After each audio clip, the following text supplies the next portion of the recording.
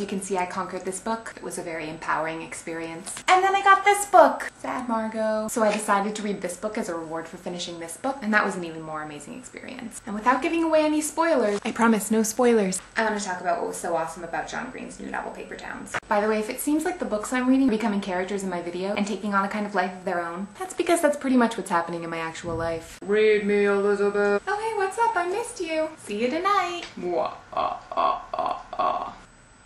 Anyway, here's what I thought about Paper Towns. As always, the dialogue was excellent. John Green really excels at witty, nerdy teen speak, especially that of the joking banter variety. And once again, he's woven a number of literary references into the story in a beautifully seamless way that really adds to the book's thematic depth. It's also a really compelling mystery story. In fact, in some ways it was a little too compelling because I ended up whizzing through a lot of deep and gorgeous prose because I was so caught up in finding out what would happen next. And the characters are all rich and fascinating and quirky, and they have these larger-than-life and yet totally possible adventures that make you want to hop in your car and go on a spontaneous road trip. Not that I don't pretty much always want to do that anyway, but what I most loved about Paper Towns is the way it directly subverts precisely the messages that usually drive me so incredibly crazy in most books and movies targeted towards teenagers. Because instead of being about finding your place amongst the hierarchy of high school stereotypes and using your friendships, and especially your romantic relationships, to boost your own sense of self-worth, Paper Towns emphasizes, even celebrates, the complexity of people. It shatters the idea that anyone is a one-dimensional stereotype, and it urges us to recognize that other people are individuals in their own right, and to respect and appreciate them for who they are, and all their complicated incomprehensibility and brokenness, instead of for what they can do to make us feel special or loved or worthwhile. It's the same message that makes me love Stargirl so much. And by the way, nerdfighters, if you love John Green and Paper Towns and haven't read Stargirl, you totally should. It will change your life. John really put his finger on it at a recent Paper Towns event, in which he put into words the one thing that kind of bothered me about Looking for Alaska. He pointed out that the main character of Looking for Alaska perceives Alaska as a manic pixie dream girl, awesome phrase, and that Alaska's manic pixie dream girlness never gets a chance to be called into question in that book, which is what he does with Margot Ross Spiegelman in Paper Towns. Hey, and speaking of the recent Paper Towns event, I took advantage of the supreme awesomeness of being surrounded by a bunch of nerdfighters to conduct a little interview. I hope you enjoy it. So I'm here with a bunch of nerdfighters, and I'm going to ask some people if they were an ingredient in salad, what they would be. If I were in a salad, I would be hearts of palm because it's a pretty uncommon salad ingredient, but when it's in a salad, it is the best part. I would be a zesty Italian sauce because it's zesty.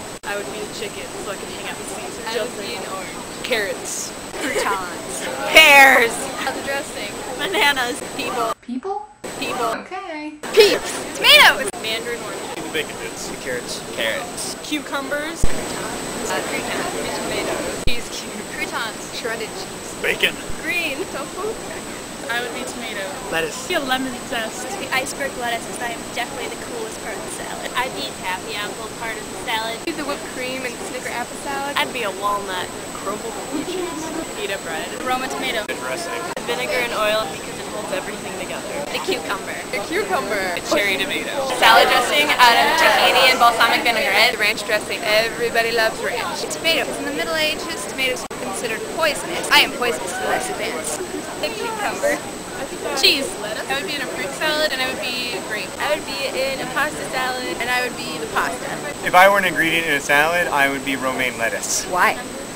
It's delicious and crispy. So thanks to the nerdfighters for being awesome, thanks to John Green for writing an amazing book, and as always, thanks to you guys for being the most awesome sisters in the universe. I love you!